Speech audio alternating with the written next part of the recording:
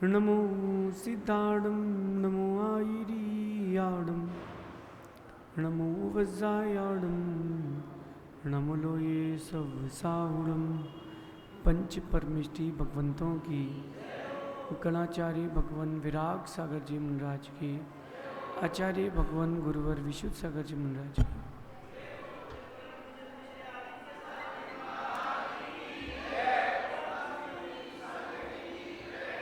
या हम सभी अपने जीवन में सुख और गुणों की अभिवृद्धि के लिए नीति के विषयों का श्रवण कर रहे हैं। नीतिकार हमें सिखाते हैं कि जीवन में उपस्थित प्रत्येक दिन, जीवन में उपस्थित प्रत्येक क्षण आपकी इच्छा का नहीं होगा। हमें लगता है कि हर दिन हर पल हमारी इच्छा के अनुकूल हो, नहीं हो पाएगा, क्योंकि विपत्तियां धूप और छांव की तरह जिंदगी में आती जाती रहेंगी। आप उनको रोक नहीं सकते। इस दुनिया में किसी की ताकत नहीं है कि वायु को रोक पाए। इस दुनिया में किसी की ताकत नहीं है कि पानी को रोक पाए। रोक सकते क्या? रोक सकते क्या? नहीं। ना वायु को रोक सकते हो, न पानी को रोक सकते हो, न आने वाली विपत्तियों को रोक सकते हो। तो कर क्या सकते हैं? उन विपत्तियों को विपत्तियां ना मान करके आगे बढ़ने का प्रयास कर सकते हैं, बस। क्योंकि चीज़ें चलती रहेंगी, चीज़ें रुकेंगी नहीं। हमें लगता है कि ये ऐसा हो जाए और वो वैसा हो जाए, सोच सकते हो, होगा, ज़रूरी नहीं है। ज़िंदगी कई बार जो परोस दे आपकी ज़िंदगी की थाली में, जो आपकी ज़िंदगी परोस दे आपकी ज़िंदगी की थाली में, उसका सेवन कर लेना चाहिए, संक्लेशता नहीं करना चाहिए। आज की नीति कह रही है, हर एक आपत्ति अभिशाप या दुख नहीं होता। जो भी आपके जीवन में संपत्ति, आपत्ति, विपत्ति आ रही है, वो अभिशाप नहीं होती। हमें लगता है कि आपत्ति आ गई, फिर से एक और दुख, हे भगवान अब क्या होगा,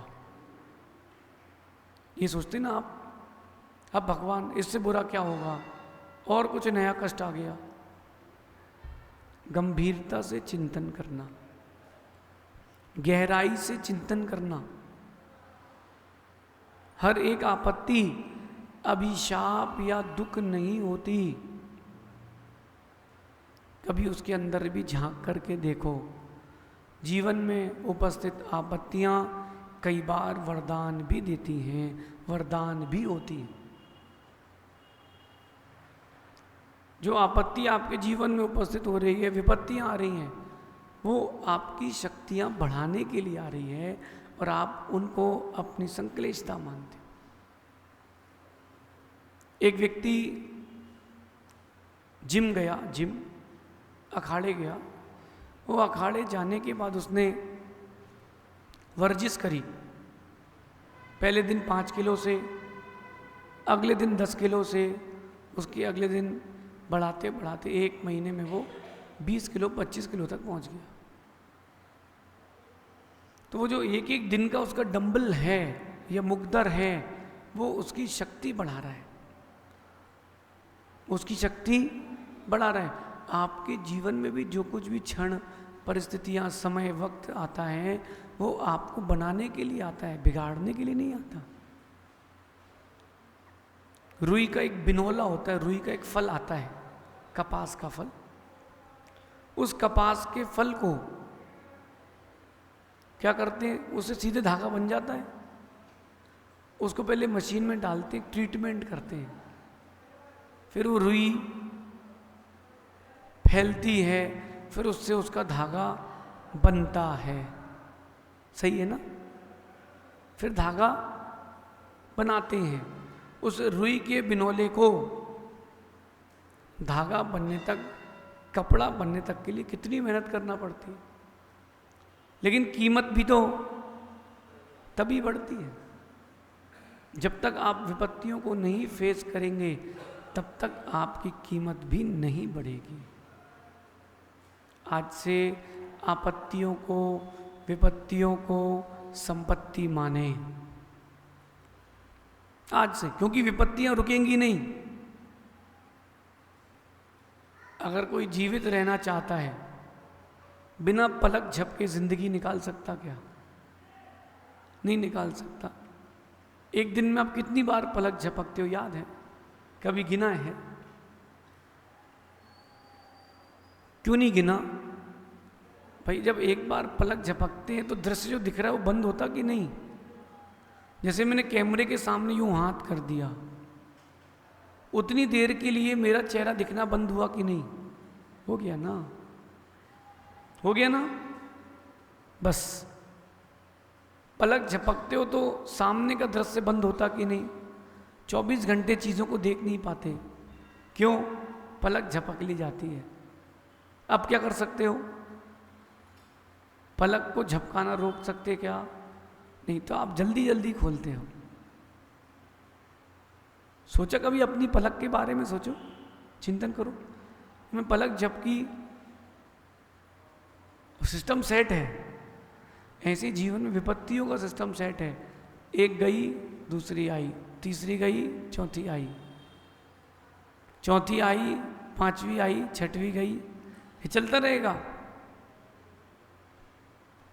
ये जो क्रम है ये चलता रहेगा, इसको आप रोक नहीं सकते हो। किसी में ताकत नहीं है कि रोक ले। तो क्या करें? विपत्ति को विपत्ति ना माने। ध्यान रखें, विपत्ति कभी अकेली नहीं आती, वो साथ में संपत्ति का भंडार भी लाती है। बस कला होना चाहिए, बस आपके अंदर कला होना चाहिए। कला है तो संपत्ति, विपत्ति संपत्ति में बदल जाएगी, और कला नहीं है तो संपत्ति भी विपत्ति में बदल जाएगी। आप लोगों ने आग तो देखी होगी, आग। कभी उस आग में सोने को रखा देखा है? जो व्यापार करते होंगे उसका पता होगा उनको। आपने कभी देखा सोने पे आग, और या फिर आग पर सोना देखा? सोने के ऊपर विपत्ति आई, उसको आग में रख दिया गया, लेकिन पता नहीं है उसको सोने में, उसकी अग्नि में उस सोने की परख हो रही है। परख की जा रही है, परख। उस सोने को परखा जा रहा है कि जो सोना है कि नहीं।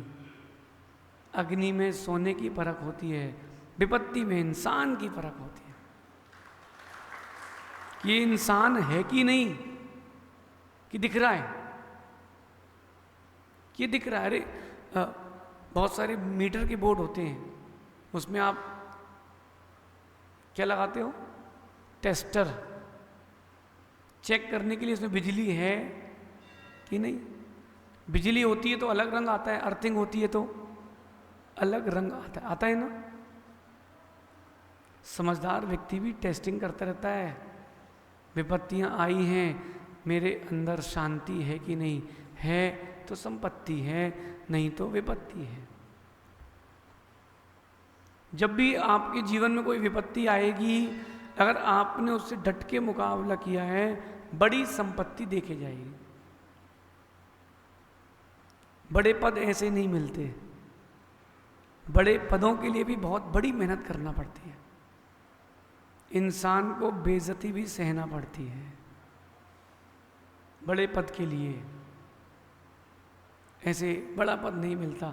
लोगों के ताने, लोगों को जवाब दे दे के परेशान हो जाओ कि क्या चल रहा है, क्या कर रहे हो, दो जवाब।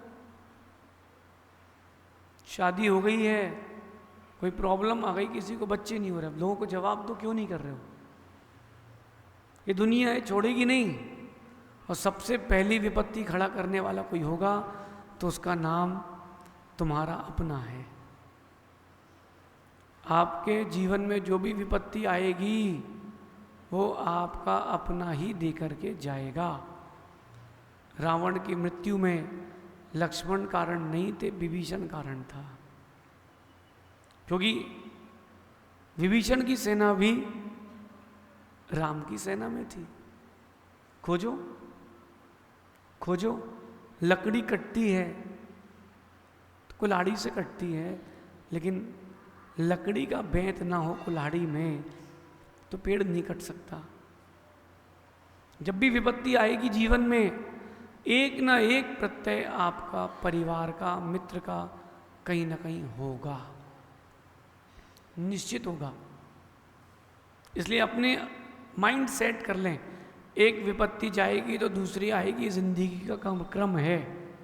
बस हमें उसको आदत डालना है, उससे आगे उभर के चलना है। आप सोचो, ये जो दिन निकले अभी, मार्च, अप्रैल, मई, जून, कितनी गर्मी रहती है। और राजस्थान में इतनी गर्मी में भी लेबर रोड बनाने वाली भी मिलती है। 150 डिग्री में डामल पिघलता है, डामल की भट्टी में खड़ा है, हिला रहा है। एक हलवाई है, उसने शादी का ऑर्डर लिया, भट्टी पर बैठा है, कितनी गर्मी है, फिर भी वो अपने काम में लगा। उसको पता है विपत्ति नहीं है, ये मेरी जिंदगी का हिस्सा है। देखो, जन्म लिया है आपने तो झेलेंगे भी आप ही। विपत्तियां आती हैं कि आप बुलाते हैं? आती नहीं है, बुलाते हो। विपत्तियां आती नहीं, बुलाते हो। अगर सोने के पत्थर की बात कर रहा हूं, किसी ने देखा हो नहीं देखा हो, जो सोना होता है वो डायरेक्ट बिस्किट का बिस्किट नहीं निकलता। एक इतना बड़ा पत्थर आता है, उसमें कुछ कुछ कण सोने के रहेंगे। एक बहुत बड़ा पत्थर रहेगा, उसमें कुछ कुछ कण हीरे के रहेंगे। उस पत्थर को, मिट्टी को तोड़ा जाएगा, अग्नि में पकाया जाएगा। मिट्टी अलग, पत्थर अलग, सोना अलग। सिस्टम ये है। अगर वो मिट्टी सोना नहीं बनती, अगर वो मिट्टी सोना नहीं बनती तो उसको तपना ही नहीं पड़ता। आप इस संसार में नहीं आते तो तुम्हारे ऊपर विपत्तियां भी नहीं आती। चयन आपने किया है। शादी के पहले सोचते कि नहीं मजा आएगा, शादी कर लेते हैं,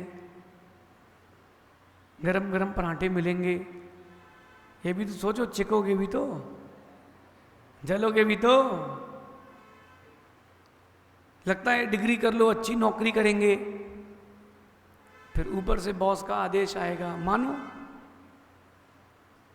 लगता है कि अच्छा व्यापार कर लेंगे, अप्स एंड डाउन्स होगा, सहो। विपत्तियां आपके जीवन का हिस्सा है, और अधिकतर विपत्तियों को आप ही बुलाते हो, और आपके रिश्तेदार आपके घर छोड़ के जाते हैं। लड़की देखने गए थे शादी के पहले, जिन जिन की शादी हो गई पूछ रहा हूँ, लड़की देखने गए थे, और मैं माँ आप लोगों से पूछ रहा हूँ, आप लोगों ने भी तो देखा था, माता पिता ने तो देखा था। जबरदस्ती किसी की शादी नहीं होती, उसकी इच्छा होती है।